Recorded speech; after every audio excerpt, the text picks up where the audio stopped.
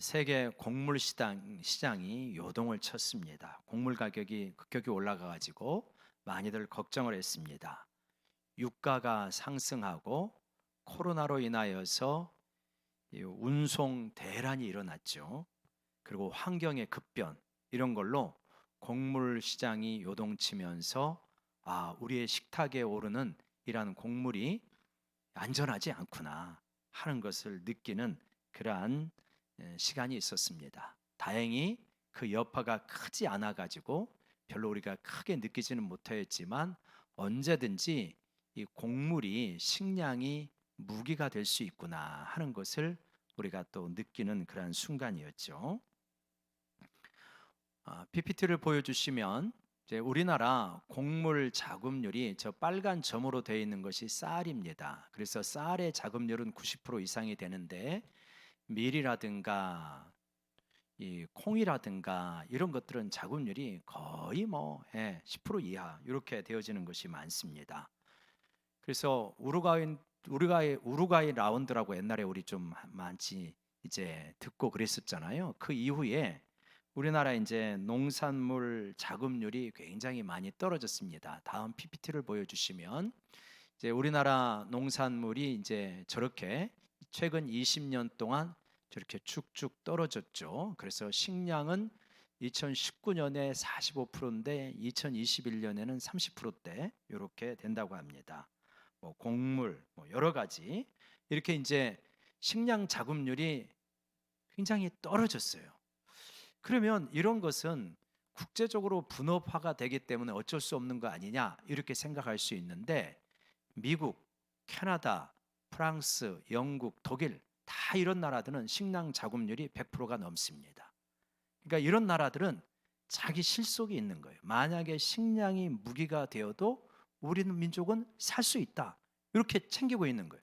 근데 우리나라하고 일본하고만 한 30% 이렇게 되어집니다. 그러니까 만약에 식량이 무기가 되면 엄청난 위협 아래 우리가 놓일 수밖에 없다. 그래서 국가에서도 식량 자급률을 높이려고 애를 쓰고 있는데 이게 하루아침에 되지 않습니다. 워낙 해외 농산물 가격이 싸니까 이게 쉽지가 않다는 거 아시잖아요. 근데 이런 걸 생각해 보면 만약에 우리가 테레비가 없으면 살 수 있느냐? 불편해도 살 수 있어요. 자동차가 없으면 걸어 다니고 힘겹기는 하겠지만 살 수 있어요. 핸드폰 없으면 답답하기는 하겠지만 살 수 있어요. 그러나 식량이 없으면 살 수 있냐? 그거는 못 살아요. 그런 점에서 식량의 자급률은 국가의 지도자들이 늘 관심을 가지고 있어야 되는 부분이다. 또 우리 국민들도 관심을 늘 가지고 있어야 되는 부분이다 하는 걸 알 수 있죠. 왜냐하면 하나님께서 인간을 만들 때 양식을 먹지 않고는 떡을 먹지 않고는 살 수 없는 존재로 만들었기 때문에 관심을 가질 수밖에 없다. 오늘은 양식, 떡에 대한 말씀을 나누고자 합니다. 요한복음 6장 전체로 살펴보게 되는데 요한복음 6장의 맨 앞부분에 보면 오병이어의 기적이 일어납니다. 예수님께서 이 갈릴리 호수 주변에서 말씀을 전하십니다. 그러자 많은 사람들이 그 말씀을 들으면서 은혜를 받습니다. 밥 먹는 것도 잊어버릴 정도로 은혜를 받았어요. 이제 돌아가야 됩니다. 근데 그동안 은혜 받을 때는 몰랐는데 돌아가야 되는데 사람들이 기진할까 봐 예수님께서 걱정을 합니다. 어떻게 이 사람들을 먹이겠는가? 그래서 예수님께서 한 아이가 가지고 있었던 보리떡 5개하고 물고기 2마리로 그 무리들을 다 먹이고 남지 않습니까? 12광줄이나 남습니다. 남자만 5천 명이었으니 다른 여자나 아이들까지 다 합하면 2만 명이 넘는 사람일 것이다. 이렇게 추측할 수 있죠. 그러니까 오병이어로 그렇게 많은 사람들을 먹이고도 충분히 먹이고도 남았어요. 이 우리들은 이런 것이 너무 많이 들은 이야기라 뭐 당연히 되는 이야기지 이렇게 되겠지만 교회 처음 온 사람들은 뭐 말이 되는 소리야 뭐 이렇게 생각을 하겠죠. 어떻게 2만 명이 넘는 사람이 애 하나 도시락 가지고 다 먹고도 남냐? 이게 이제 잘 안 믿어질 수 있겠죠. 근데 우리들은 어떻게 그게 믿어지는 겁니까? 일단은 뭐 하나님의 은혜로 믿음을 주셨으니까 믿어지지만 생각해 보면 안 믿어질 이유도 없다. 왜냐? 기독교는 아주 중요한 몇 가지 사실에 기초하고 있는데, 첫 번째는 뭐냐면 하나님께서 말씀으로 세상을 창조하셨다는 거예요. 아니, 하나님께서 우주의 창조주가 말씀으로 빛이 있어라, 지구가 있어라, 동물이 있어라, 생물이 있어라, 이렇게 말씀하시니까 모든 것들이 생겨난 거예요. 말씀으로 천지를 창조하시는 분이라면 몇만 명 먹이는 거 일도 아니죠 뭐. 하나님의 아들인 예수님께서 이 땅에 오셔서 모든 인간이 굴복할 수밖에 없는 원수가 있습니다. 이 절대적인 폭군이 있어요. 그게 누구냐면 죽음입니다. 죽음 앞에 누구도 저항할 수 없습니다. 7, 80년 살다가 다 죽기 마련이에요. 죽으면 끝입니다. 근데 하나님의 아들인 예수님께서 이 땅에 오셔서 그 무시무시한 죽음의 권세, 누구도 벗어날 수 없는 죽음의 권세를 깨트리고 부활하셨습니다. 할렐루야. 죽음의 권세를 깨트리신 분이라면 이런 기적이야 별로 그렇게 어려운 일이 아니죠. 그래서 이러한 이 기독교의 가장 근본적이고 핵심적인 진리 위에서 우리는 기적을 가능하다고 믿는 거예요. 근데 요한복음에서는 이러한 기적을 기적이라고 부르지 않고 표적이라고 부릅니다. 표적이라고 하는 것은 뭐냐면 기적이나 표적이나 자연법을 초월한 어떤 현상이 나타나는 거죠. 자연의 법칙을 초월하여서 어떤 놀라운 일이 나타나는데, 이 표적이라고 하는 것은 그 기적이 예수님이 어떠한 분이신가라고 하는 메시지를 분명히 전하여 주는 그러한 기적을 표적이라고 요한복음에서 부릅니다. 그래서 오병이어의 기적을 보면서 와, 이것은 표적이라고 하는데 뭐냐? 예수님께서는 저렇게 많은 사람을 충분하게 먹으실 수 있는 생명의 떡이구나, 이런 거예요. 눈먼 소경을 눈을 뜨게 하시고 예수님은 뭐라고 그러냐면 나는 세상의 빛이다. 어둠 속에 있는 사람들에게 인생의 진리를 가르쳐주는 세상의 빛이다, 이렇게 말씀해 주시는 거예요. 그래서 이런 거를 뭐라고 그러냐? 표적이다, 이렇게 부릅니다. 그러니까 단순한 기적이 아니라 중요한 메시지를 담고 있다는 거예요. 예수님께서 오병이어의 이 놀라운 기적을 일으키자 사람들이 환호합니다. 우리도 그러지 않겠습니까? 예수님께서 떡 하나 가지고 여기도 다 배불리 먹고 남는다면 얼마나 좋겠어요. 그러니까 사람들이 환호를 하면서 예수님을 이제 이렇게 섬기고자 하죠. 요한복음 6장 15절 한번 가볼까요? 한번 같이 읽어봅시다. 시작. 그러므로 예수께서 그들이 와서 자기를 억지로 붙들어 임금으로 삼으려는 줄 아시고 다시 혼자 산으로 떠나가시니라. 이들은 예수님에게 환호합니다. 그러면서 예수님 뭐 하시겠다는 거예요? 예수님 우리의 임금이 되어 주십시오. 왜요? 임금이 되면 어떤 일이 일어나게요? 먹고 사는 일 걱정 없습니다. 예수님만 있으면요 몇만 명이든 얼마든지 먹고 사니까 이런 분이 임금이 돼야죠. 나아가서 이런 정도의 능력을 가지고 있으면 우리를 늘 괴롭게 만들고 힘겹게 만드는 저 로마인들 다 쫓아내고 다윗의 왕국과 같은 그런 멋들어진 나라를 건설해서 살 수 있지 않겠습니까? 그러니 당신과 같은 분이 우리 임금이 되어 주셔야 됩니다 라고 임금을 추대하려고 하는 거예요. 예수님은 이들의 요구, 인기 폭발에도 불구하고 이들의 요구를 물리치고 혼자서 산으로 들어가십니다. 다음 날이 되었어요. 이 사람들이 어제의 흥분이 가시지 않았습니다. 도대체 이분은 지금 어떤 분이냐 갖고 다음 날 다시 우르르 몰려와 가지고 예수님을 찾아갑니다. 원래 이제 이 갈릴리 호수 동편에서 오병이어가 일어났기 때문에 이제 건너편 가버나움으로 찾아왔어요. 건너편으로 쭉 찾아와 가지고 그래가지고 예수님한테 오면서 와, 예수님 언제 이리로 오셨습니까? 막 이렇게 하니까 예수님이 26절에 보니까 뜻밖의 냉대를 하셔요. 냉대. 예수님이 냉대를 하십니다. 26절이 그래요. 한번 보실까요? 예수께서 대답하려 이르시되 내가 진실로 진실로 너희에게 이르노니 너희가 나를 찾는 까닭은 표적을 본 까닭이 아니고 떡을 먹고 배부른 까닭이로다. 그러니까 예수님은 이들의 진심을 아시는 거예요. 너희가 나를 찾아왔을 때 표적을 통하여서 내가 하나님의 아들이요 너에게 진정한 생명을 주는 양식이라고 하는 것 때문에 너희가 온 것이 아니라 떡을 먹고 배불러서 오늘은 또 어떤 기적이 있는가, 오늘은 또 어떤 놀라운 일이 있을까, 그거를 기대하고 너희는 나를 찾아왔구나 라고 이렇게 말씀을 하시는 거예요. 그러니까 이후에 대화가 이제 쭉 이루어집니다. 그러니까 마태, 마가, 누가복음, 공가복음은 기적에 대해서 상당히 상세하게 묘사를 하는데 요한복음은 표적을 보여주고 나서 그 의미에 대한 설명이 훨씬 길어요. 그래서 이 대화를 통하여서 예수님께서는 이들이 현실의 문제, 떡의 문제, 로마로부터의 정치적 독립, 여기에서 한 발자국도 넘어가지 못한다는 것을 보여주십니다. 결국은 이 이야기를 하다가 이 사람들이 나중에 돌아가 버립니다. 자신들의 기대에 맞는 왕이 아닌 거예요. 떡을 마음껏 주고 로마로부터 해방을 가져다 줄 그런 왕이 아니라 생명의 떡, 뭐 하늘의 이야기를 자꾸 하니까 아이고 못 알아듣겠다, 관심도 없다.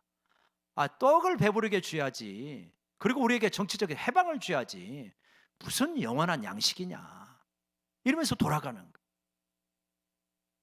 이들의 모습과 오늘 우리들의 모습은 상당히 흡사한 측면이 있을 수 있다.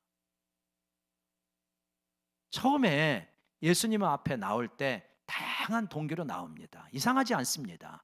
병이 걸려 나오기도 합니다. 진짜 먹을 떡이 없어서 나오기도 합니다. 외로워서 나오기도 하고요. 인생의 허무에 지쳐서 나오기도 합니다. 여러 가지 동기로 나오는 거예요. 너무 가난해서 나오기도 합니다. 예수님이 나무라시지 않습니다. 병을 가지고 온 사람 치유도 해주시고요. 너무 가난한 사람 주님께서 복을 주셔서 먹고 살게도 해주십니다. 그런데 이거는 일종의 진짜 예수님을 만나러 가는 과정 가운데 표적과 같은 거예요. 하나님이 살아계시구나. 그런데 늘 우리는 자칫하면 먹고 사는 문제에 계속 얽매여 있을 수가 있어요. 여기 있는 사람들처럼 예수님을 알만한데, 예수님을 깊이 만날 만한데 늘상 예수님에게 간구하는 것은 어떻게 하면 좀 더 잘 먹고 잘 살까? 어떻게 하면 더 풍족하게 살아갈까? 어떻게 하면 좀 내 자녀가 더 잘 살아갈까? 정말 예수님이 이 땅에 오셔서 우리 인류의 죄를 해결하고 우리에게 하나님의 생명을 주셨다고 하는 것을 머리로는 아는데 내 주된 관심사는 늘 먹고 사는 문제에만 한정돼 있어. 이스라엘 백성이 한 발자국도 앞으로 못 나가는 것처럼 그냥 늘 그 문턱을 넘어서지 못하고 평생 먹고 사는 문제에 허덕허덕 하다가 끝날 수 있는 게 우리 신앙생활이다. 이들의 모습이 바로 이러하다. 여러분, 우리가 이 신앙의 문턱을 넘어서기를 원합니다. 그래서 먹고 사는 문제, 먼저 그의 나라와 그의 의를 구하고 열심히 일하면 하나님께서 채워주시지만 이게 전부는 아니다. 이걸 좀 넘어서야 된다는 거죠. 그러니까 예수님께서 이런 왕을 거부하십니다. 나는 너희의 그런 왕이 되려고 현실의 문제에 대한 해답 주려고 먹고 사는 문제 해결하고 로마 정치적으로 독립시키고 이거 하려고 온 거 아니다. 이 왕을 거부하시죠. 그러면서 내가 진짜 너희에게 왕이 될 수 있는데 그 왕은 다른 왕이다 말씀하시는 거죠. 그래서 예수님께서는 그러한 것을 거부하면서 나는 생명을 주려고 이 땅에 왔다라고 이렇게 말씀하십니다. 그러니까 생명을 주려고 이 땅에 오셨다고 말씀하시는데, 그러면 무슨 말이냐면 우리에게 생명이 없다는 말이잖아요. 생명이 없어요. 생명이 없으면 무엇이 우리 가운데 가득하다는 거예요? 죽음이 가득하다 이 말인 거예요. 그러니까 우리는 다 어떻게 된 존재냐? 죽음이라고 하는 치유 불가능한 질병에 걸린 존재다. 그래서 한 번 죽는 것은 사람에게 정하신 것이잖아요. 죄의 싹은 사망이잖아요. 그래서 모두가 예외 없이 다 죽을 수밖에 없는 거죠. 설사 갓 태어난 아이라 할지라도 결국은 죽음을 향해서 달려가는 거예요. 죽음이라고 하는 이런 질병에 걸려 있기 때문에 이 죽음이라고 하는 질병에 걸리면 죽음의 증상들이 나타납니다. 죽음의 증상들이 나타나죠. 죽음이라고 하는 질병에 걸렸으니까 우울증, 공황장애, 정신분열, 자살 충동, 죽이고 싶은 마음, 살이, 미움, 원망, 파괴하고 싶은 거, 이게 다 죽음이라고 하는 질병에 걸려가지고 나타나는 증상이잖아요. 여러분 혹시 어떠세요? 요즘 한 주, 두 주의 삶을 되돌아보면 야, 내가 죽음의 증상, 죽음의 그림자가 잔뜩 내 삶에 깃들어 있구나. 혹시 그런 분 계십니까?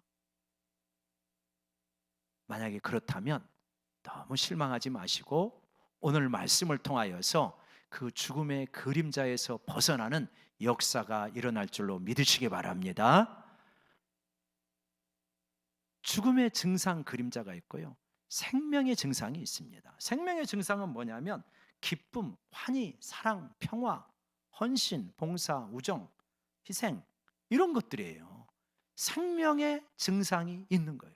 그래서 예수를 믿게 되고 예수님으로부터 참 생명을 얻게 되면 생명의 증상이 나타나게 됩니다. 이거 부인할 수가 없어요. 어떻게 해서 내 안에 이런 것이 흐르게 되어지지? 이 역사가 일어나게 된다는 걸 여러분 믿으시고 체험하시기를 바랍니다. 성경에서 생명을 말하는 단어는 두 가지로 원어로 쓰입니다. 하나는 이제 비오스라고 하는 단어예요. 비오스라고 하는 단어인데 이거는 육체적인 생명을 말합니다. PPT 보여주시고요. 그 육체적인 생명 비오스인데, 그러니까 예수님께서 너희는 이 육체적인 생명을 지탱하는 썩을 양식을 위하여서 일하지 말아라. 그러니까 먹고 살기 위해서 일을 전혀 하지 말아라, 그런 게 아니라 이것은 필요하기는 하지만 여기에 절대적 우선권 두지 말아라, 이 말씀이에요. 그러니까 육체적인 생명입니다. 그래서 여기서 바이오 산업, 바이오 테크놀로지 이런 것들이 나오는 거예요. 우리 육체적 생명이 대단하다 그래요. 우리가 별거 아닌 것 같아도 한 사람이 먹는 양이 1년에 1톤을 먹는다고 합니다. 그러니까 1톤 정도의 음식을 먹어야 1년을 살아갈 수가 있는 거예요. 그러니까 예수님을 따라다니는 사람들은, 따라다녔던 무리들은 지금 이 육체적 생명 비오스를 위하여서 계속해서 어떤 거를 주십사 이렇게 따라왔던 거예요. 근데 예수님께서 주시고자 했던 거는 비오스가 아니었어요. 예수님이 주시고자 했던 것은 뭐냐? 조예였어요. 조예, 생명. 생명이라는 걸로 번역이 되고 영생이라고도 번역이 되어집니다. 그래서 예수님께서는 썩을 양식을 위하여 일하지 말고 영생하도록 있는 양식을 위하여서 일하라, 이렇게 말씀을 하시는 거죠. 이게 생명인 이 조예라고 하는 것은 두 가지로 설명할 수 있는데, 하나는 뭐냐면 원래 우리가 이 생명을 가지고 있었는데 죄를 지어서 이 생명을 잃어버렸어요. 에덴 동산에서 하와 아담은 하나님을 만나면 너무 좋았습니다. 아침 저녁으로 하나님을 만나면서 하나님이 동산에 거니시는 자 이렇게 바람이 불어오면 그러면 하나님하고 뛰쳐갔단 말이에요. 그래서 하나님의 품 안에서 안겨가지고 그분의 사랑을 듬뿍 받으면서 그분과 소통함에 아무런 꺼리낌이 없었어요.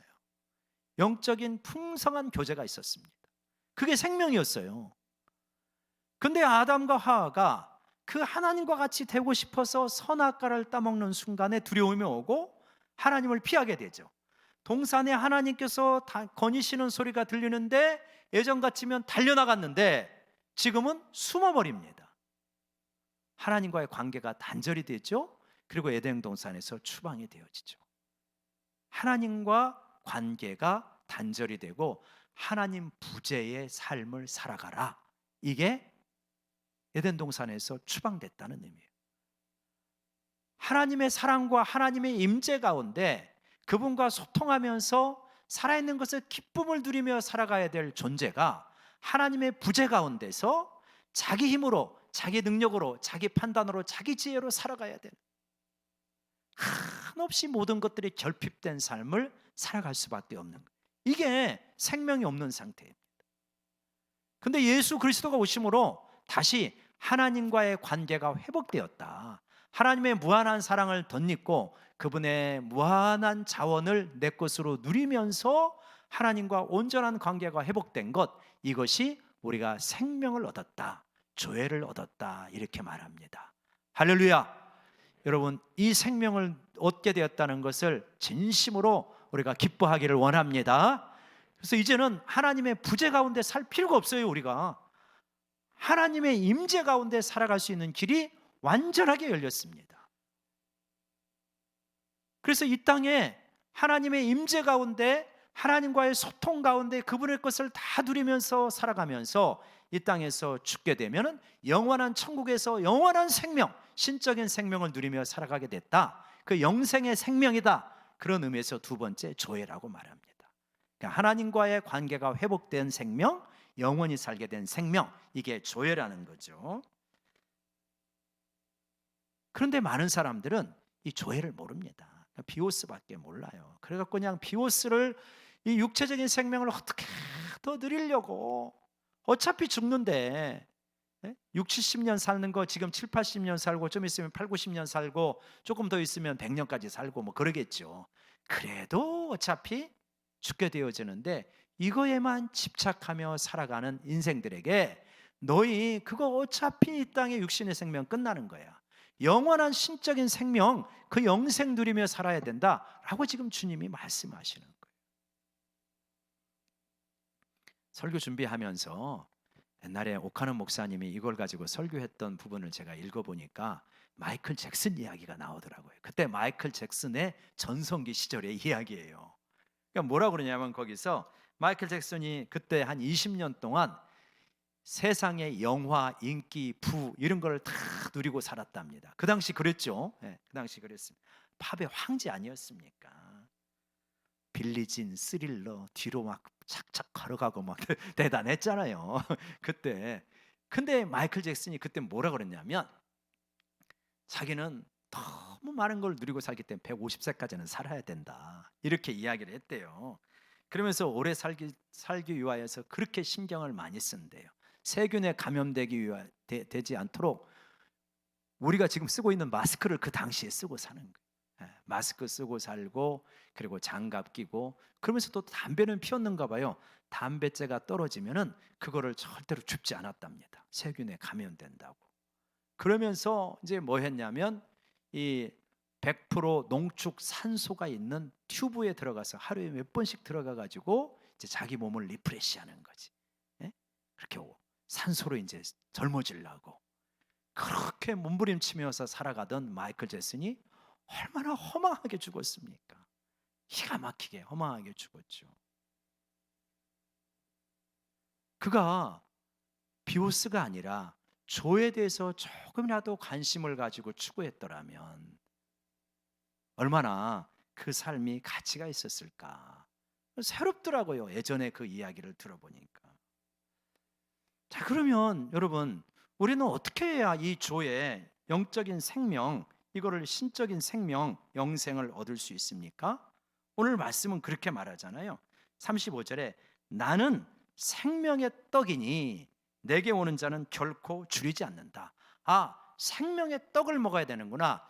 육신이 살기 위해서는 육신의 떡을 먹어야 되잖아요. 그런 것처럼 영적인 생명이 살기 위하여서는 생명의 떡, 생명의 양식을 먹어야 된다라고 말하는 거예요.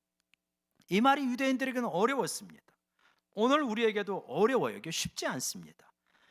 우리가 읽었던 본문 한 장 넘겨보시면 요한복음 6장 53절과 54절 한번 읽어보실까요? 요한복음 6장 53절 54절이요. 시작. 예수께서 이르시되 내가 진실로 진실로 너희에게 이르노니 인자의 살을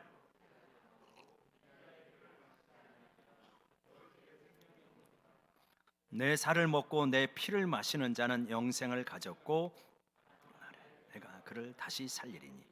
예, 생명의 떡을 먹어야 하는 것은 뭐냐면 인자의 살을 먹어야 된다. 인자의 피를 마셔야 된다. 인자의 살을 먹지 않고 피를 마시지 않으면 우리 가운데 생명이 없대요. 그러니까 인자의 살을 먹고 피를 마셔야 우리 가운데 생명이 있는 것이다. 이 말씀을 하시는. 이 말씀이 언제냐면 예수님 공생의 세 번째 유월절 기간입니다. 우리 PPT를 보여주시면 예수님께서 이 땅에 계실 때 네 번의 유월절이 있었어요. 유월절은 양력으로 4월경입니다. 그렇게 되어지는데 첫 번째 유월절에 예수님께서 성전을 정하였고 두 번째 유월절에 예수님께서 베데스다 연못에서 38년 된 병자를 고치셨어요. 세 번째 유월절에 예수님께서 갈릴리로 올라가시지 않았어요. 예루살렘으로 올라가시지 않고 갈릴리 지역에 계시는 거예요. 그러면서 오병이어의 이적을 표적을 일으키신 거예요. 네 번째 올라가셔서 유월절 어린 양으로 십자가에 죽으십니다. 지금 세 번째 유월절 기간에 오병이어의 표적을 일으키시고 그거를 설명하는 장면이에요. 그래서 이 오병이어의 표적은 하나의 예표다. 하나의 사인이야. 뭐냐? 내 살을 먹고 내 피를 마셔야 된다는 것의 하나의 상징물이다. 사인이다. 이걸 말씀하시는 거예요.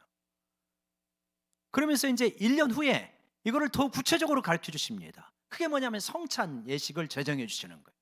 떡을 떼어주면서 받아 먹어라. 이것은 너희를 위하여 찢기는 내 살이다.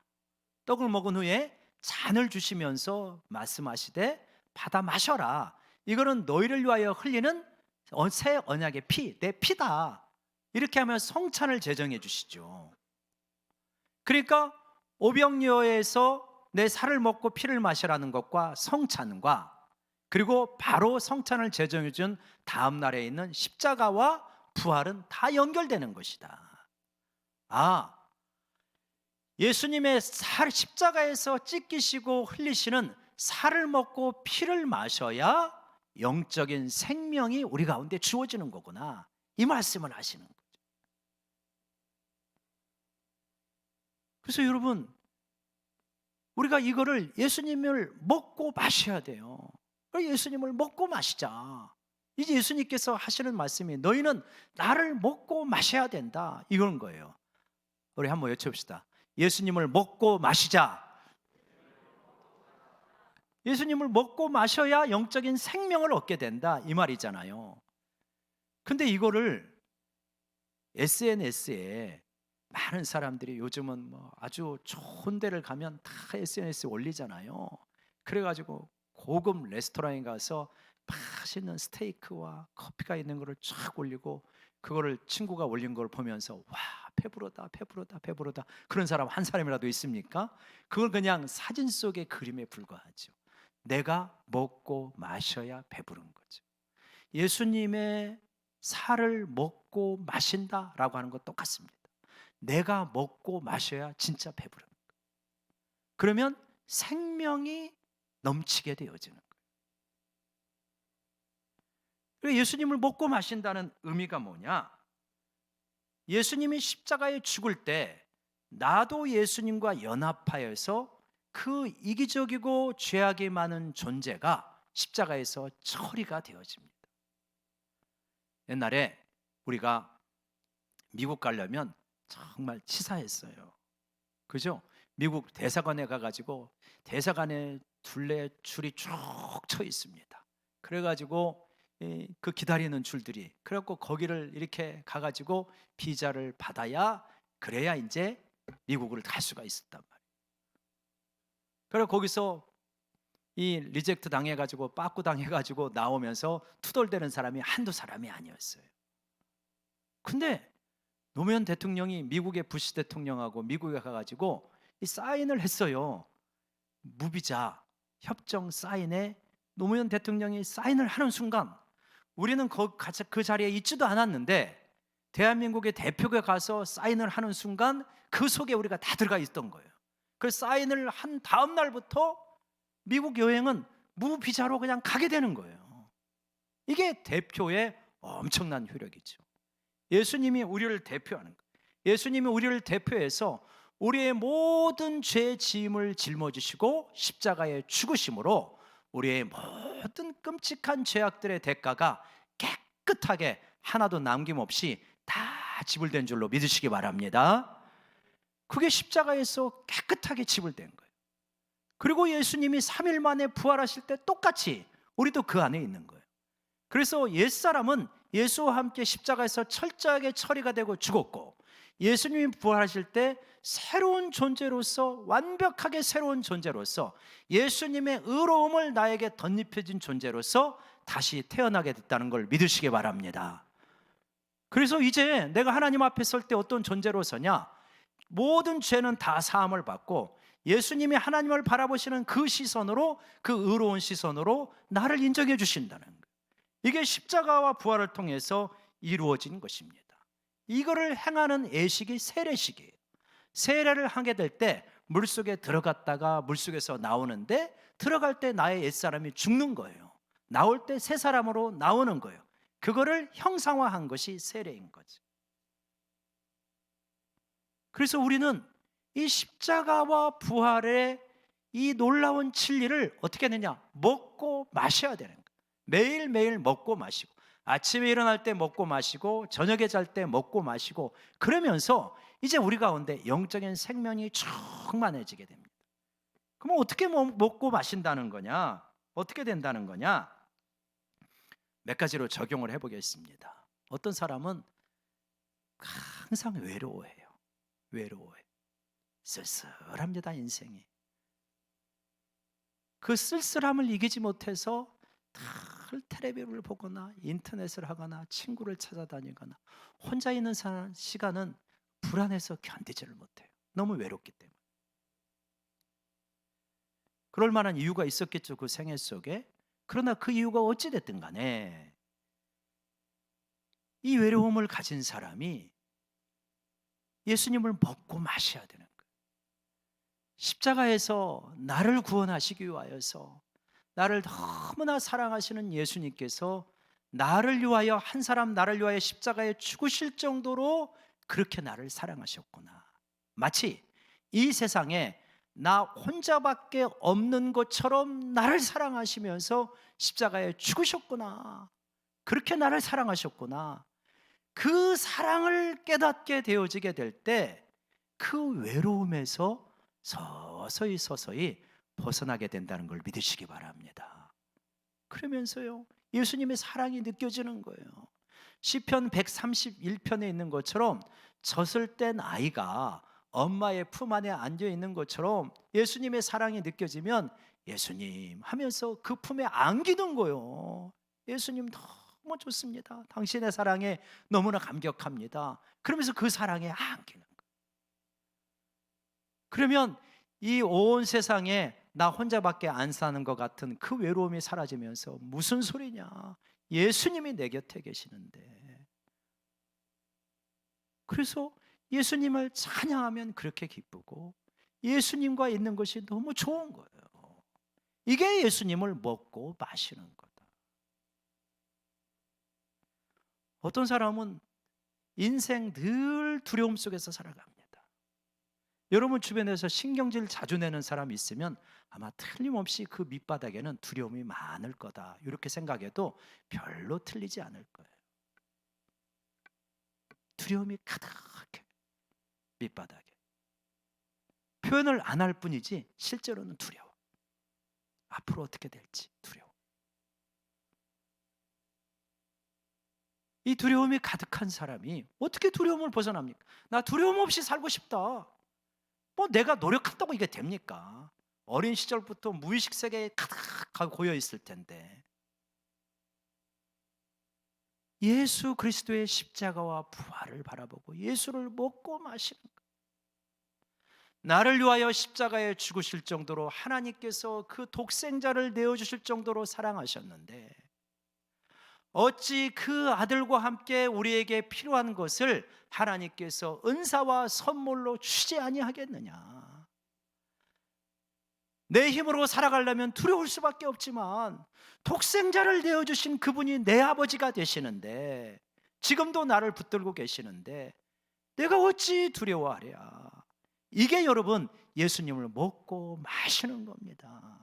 그렇게 예수님 먹고 마시면요, 두려울 게 서서히 약해지는 그 두려움의 정체가.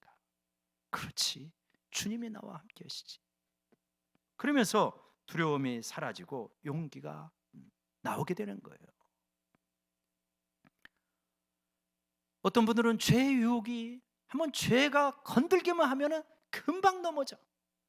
그러고 싶지 않은데 마귀가 얼마나 우리의 죄성을 잘 아는지 우리의 약점 한번 탁 흔들면은 기다렸다는 듯이 꼬꾸라지는 그런 분들이 있으실 거예요. 예수님을 먹고 마셔야 돼요. 나의 이 죄라는 게 별게 아닌 게 아니다. 하나님의 아들이 나 하나를 위하여 마지막 그 자신의 유일한 생명을 바칠 정도로 그렇게 끔찍한 게 이 죄고, 이 죄 때문에 예수 그리스도가 죽었지만 이 죄 때문에 내 인생이 이렇게 형편없이 망가졌는데, 그런데 또다시 이 죄 속에 내가 굴복을 할 것이냐. 십자가를 바라보면서 부활을 바라보면서 그러면서 나를 유혹하는 죄에서 이겨낼 수 있는 힘을 하나님께서 주신다는 것을 체험하게 됩니다. 그러면서 이 승리를 거두잖아요. 그러면 말할 수 없는 기쁨이 또 우리 가운데 솟아나게 되는 거예요. 어떤 분들은 이기심의 굴레에서 벗어나지를 못해요. 예수를 믿어도 늘 어린아이 같은 이기적인 그러한 행동을 해요. 다른 사람이 상처받아도 신경도 안 쓰고, 다른 사람에게 폐를 끼쳐도 신경도 안 쓰고, 오직 중요한 건 내 감정뿐이야. 내 자존심뿐이야. 다른 사람이, 다른 지체가 아파하는 것도 중요하지도 않아. 나밖에 소중한 게 없어. 십자가를 통해서 보니 그러한 내 이기심이 모든 인생의 불행의 뿌리라는 걸 깨닫게 되는 거예요. 이 이기심 때문에, 이 자기중심성 때문에 이렇게 세상이 고통스러워질 수밖에 없는데, 그래서 이 이기심을 예수님이 끌어안고 십자가에 못 박혀 죽었는데, 내가 왜 이렇게 이 하찮은 나를 붙들고 이렇게 이기적으로 행동할까? 다른 사람의 감정에 대해서는 하나도 민감하지 않고 자기 감정에 대해서만 그렇게 민감하고 애틋하고, 이러한 나를 예수님께서 끌어안고 십자가에 못 박혀 죽으셨구나 한 걸 깨닫게 되고, 그래서 이기심에서 조금씩 벗어나게 되고 옆 사람을 배려하고 사랑하는 법을 키워나가게 되는 것입니다. 이게 예수님을 먹는 거예요. 이게 예수님을 마시는 거예요. 이 세상의 불의를 바라보면서 이놈의 세상, 이 악한 세상 확 다 어떻게 돼버려야 돼, 이런 분이 있습니까? 이 세상에 불이 있죠. 예수님 올 때까지 불의할 겁니다. 이 불의한 세상을 바라보면서 탄식하는 거죠. 하나님을 알지 못하는 사람들이 살아가는 이 불의한 세상을 바라보면서 예수님께서 십자가에 죽으시고 부활하셨는데, 주님, 우리가 꿈꾸는 세상은 이 세상을 완전한 세상이 되는 것이 아니라 영원한 하늘나라임을 믿습니다. 그곳은 사랑과 공의가 넘실대는 곳임을 믿습니다 라고 생각하면서 우리의 진정한 뿌리는 이 땅이 아니라 하늘인 것을 확인하는 것입니다. 그래서 이 땅의 불의한 세상에 너무 낙심하지 않아요.